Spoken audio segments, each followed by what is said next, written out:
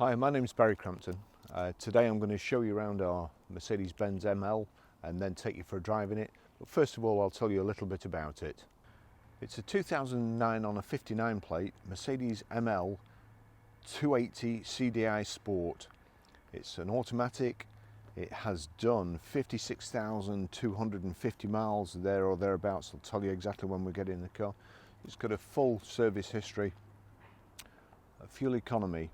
Urban is 23.3, extra urban is 35.8, and combined is 30.1. A 0 to 60 time of 9.8 seconds, a top speed of 127 miles per hour out of a 190 brake horsepower 24 valve engine. 6 months road tax is £305.25 and 12 months is £555. It was first registered on the 2nd of September 2009 and it has an MOT until the 7th of April 2020. So that's the details on the car. I'll just show you around it now. At the front here we've got the big kind of Jurassic Park grille there, xenons, front fogs, parking sensors, got the big 5 double spoke alloys. Here we've got kind of a built-in contoured side step, power folding door mirrors. We've got the roof bars there, the brushed aluminium around along the bottom edge of the windows, rear privacy glass. Car hasn't been cleaned yet. This will be Lance's project tomorrow, and as you can see there, power open and close tailgate also works from the key. We have 2 keys as well. All my camera gear in the back here, but we've got a rear load cover here. Oops, there you go. Not the easiest thing in the world to fasten. It's a split rear seat at 60/40, fold independently of each other. Real good design. Quite a low back there. Got this kind of rear diffuser style thing and rear parking sensors there.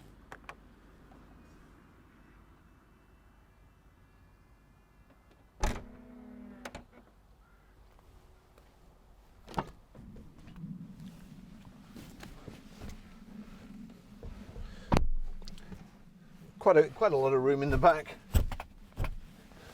Certainly when you put the headrest up for an adult, so you can get your shoulders all the way back.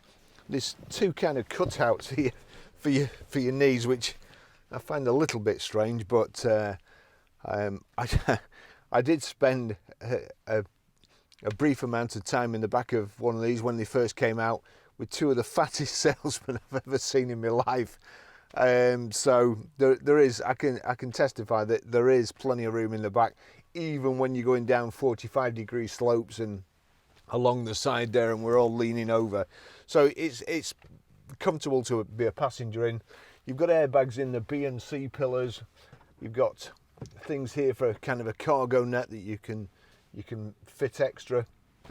Perhaps stop your dog getting all the way through, but still having the run of the back here. Nice brushed aluminium insets here.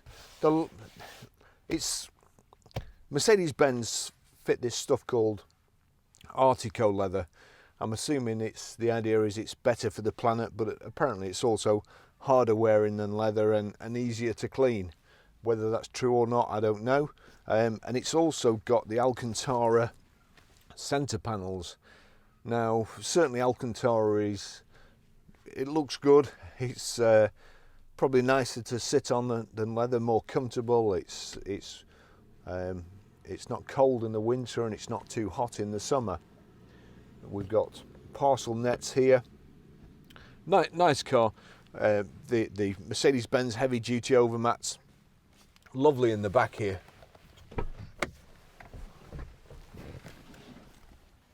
I'll just take you for a ride in it.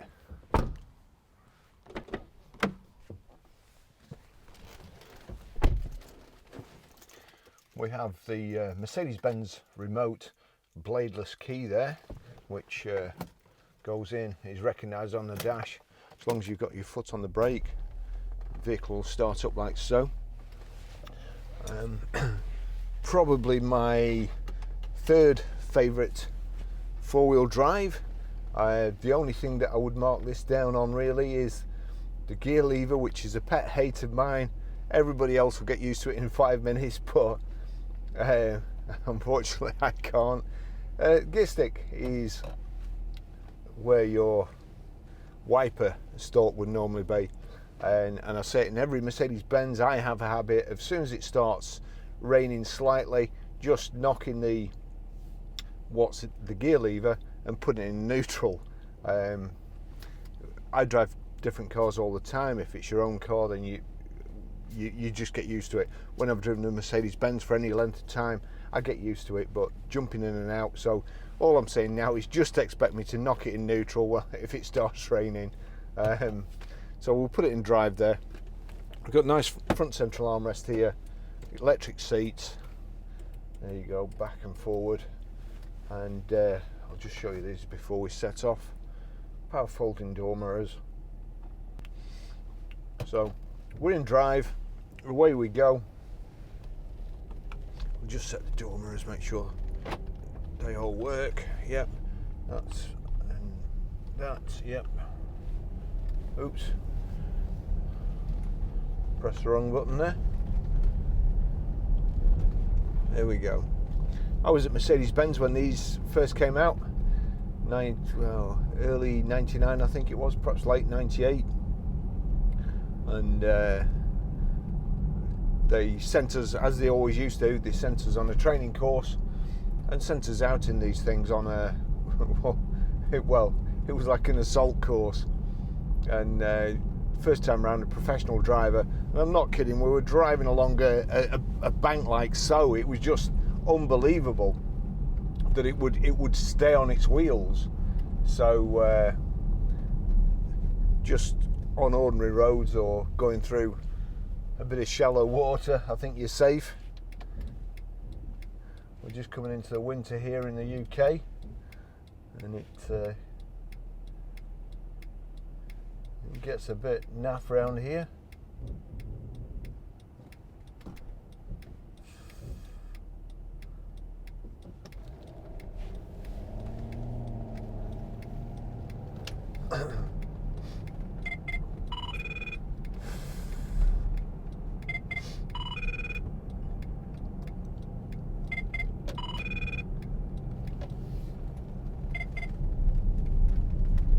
There we go, we'll give it some gas.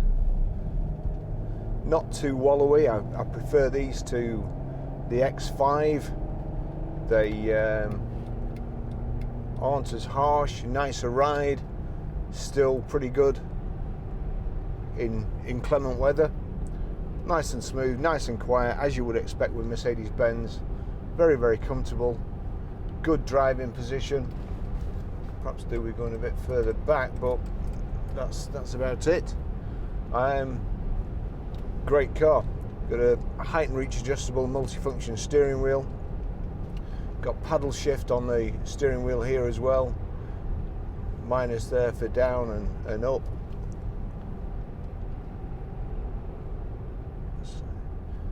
Cruise control and also speed limiter.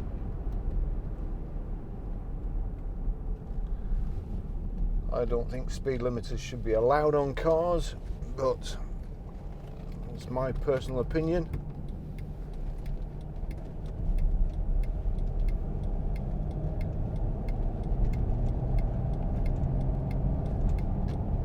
People always have a go at me for putting cars in neutral when I'm in a manual and I'm coming up to a roundabout. The same people that will go and put a speed limiter on and if anything happens and you need to accelerate, the first thing you have to do is knock your speed limiter off. So as I say, I personally think it's one chance in a million, but I wouldn't like to take it. Really nice outside, been very, very well looked after. I've probably already cut the service history into the video if I've remembered, and I don't think it's wanted for much, this car. All the tyres are good. We'll go past the maintenance guy.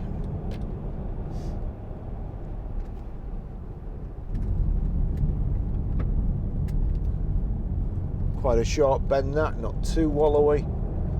Let's see if we can just drop in front of this BM. Seems to be doing 20 mile an hour up the motorway. There we go.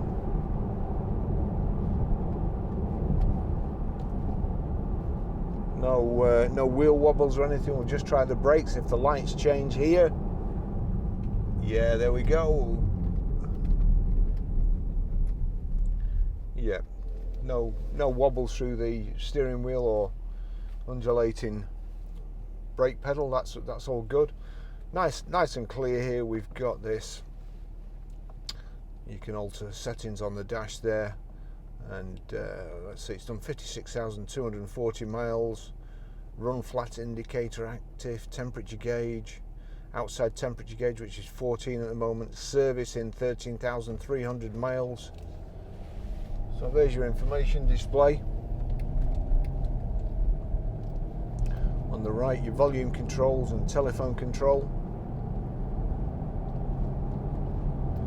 Lights on the right here. Your electric windows here. Switch there to stop the kids playing with electric windows in the back.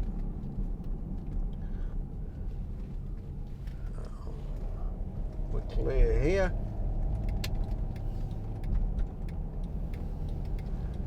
Whip you down the motorway.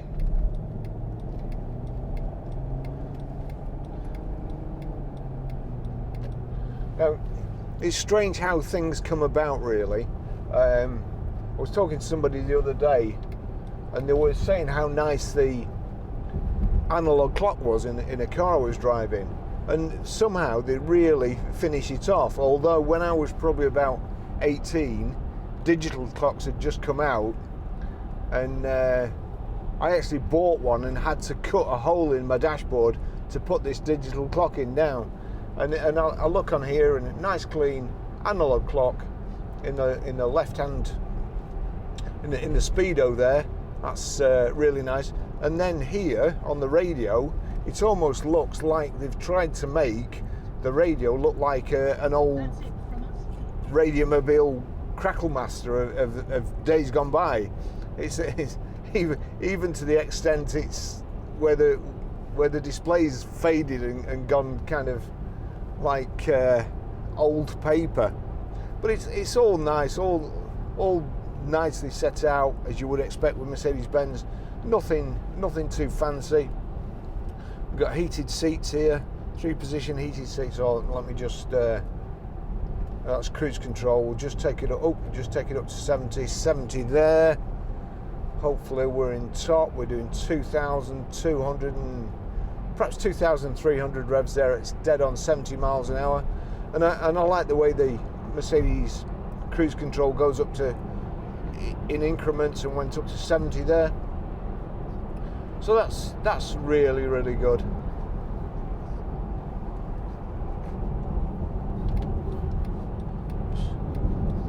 Pretend I meant to knock the cruise control off then, but I was actually going to indicate. The older I get, the better I was. Everything's nice. Is kind of contrast stitching in the Artico leather. This lovely Alcantara, really nice and lovely to sit on. I can feel the heat coming through the seat already. Nice Mercedes-Benz steering wheel finish with this kind of probably plastic aluminium, but matches the brushed aluminium there. And around these two cup holders here. Cup holders are illuminated. Not sure what that does. I think that's just some sort of petition. Perhaps makes it easy to clean if you spill your Starbucks. But space there for a real a venti latte there, and a grande or small.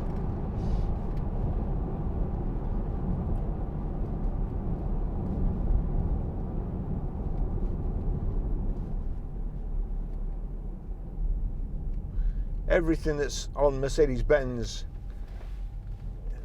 God, shocking drivers, everything that's on Mercedes-Benz now in the new cars usually ends up on other cars in future. The only thing I haven't really seen end up on new cars is this gear stick. Everything else that they've ever invented, ABS and so on, has always filtered through. Nice steering. There you go. Put my foot down there. Clip all the grids. So, really nice driving position. You can see over the road here. There's a bump in the road up here, and you can still see over, and you know where it's going. Whereas if you're in a saloon car, you really can't see back there. It's got Bluetooth hands-free, CD radio. Have we got the books in there? Yeah, book pack in there. We've also got a load of invoices.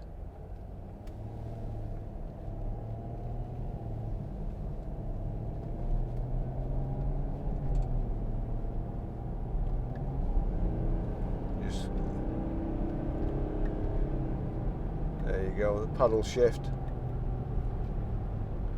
I'm assuming it was showing D6 there and then went into D, so looks like it's a 7-speed gearbox. On the right you've got your rev counter, in the rev counter at the bottom, fuel gauge. It is really well set out, nothing fancy. I also remember way back when I was selling Opel Asconas, Opel Records, and we had the Monza and the Senator came out, which were fantastic cars. They've got electric sunroofs, electric windows and so on. And some chap brought a Mercedes E200 in, I think, and it was what we would refer to as a bogo spec. A lot more than the Senator or Monza, and it had wind-up windows and nothing else. And this huge steering wheel. It really was like a tank. But no doubt that car is still going round now. And that's the good thing about Mercedes-Benz.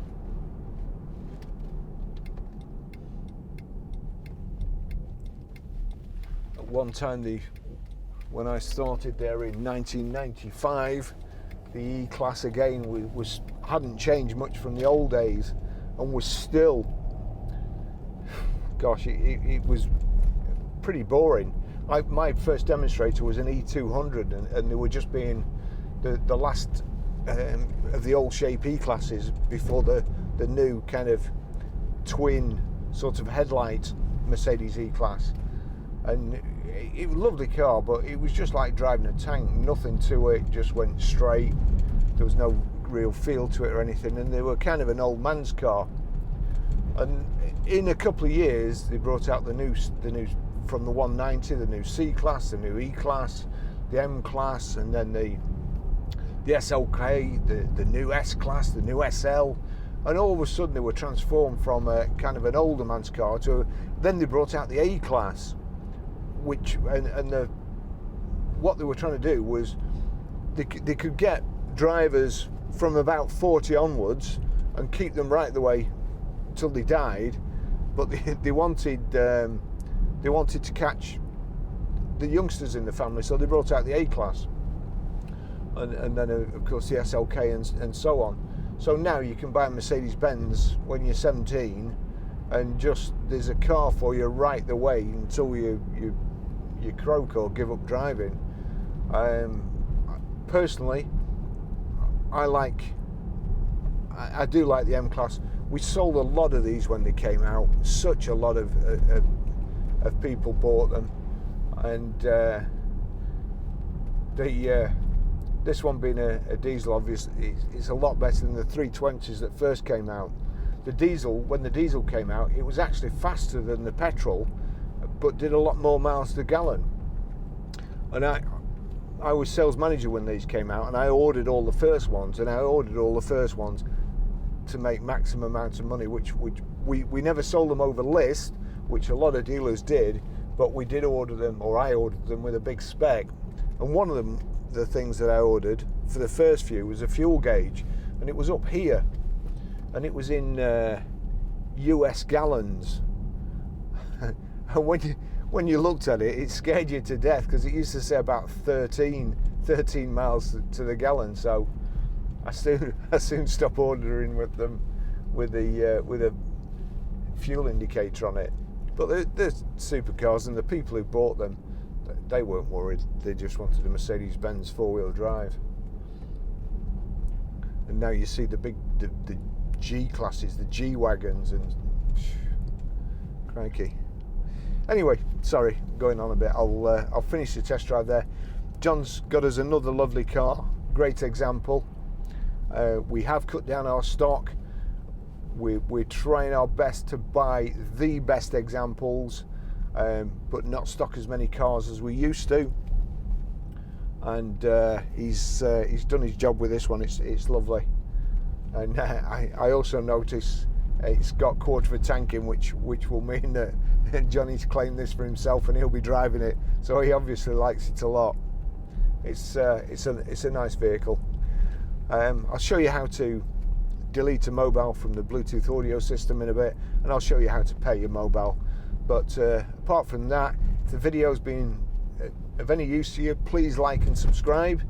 It's beneficial for us. It takes a lot of time to make these videos, believe it or not, and edit them. And we at the moment we're over 10,000 subscribers, so really pleased with that, and hope to keep going. So thanks very much for watching, and I'll catch you in the next video, which will probably be tomorrow. And we've got a very, very nice little MX-5. So bit of a change from this big M class. Mr. Ball there, if you ever need a plumber, that's the guy. He's him and his wife buy cars off us, but he also does all our plumbing. And we had a burst in the garage, and we weren't sure how.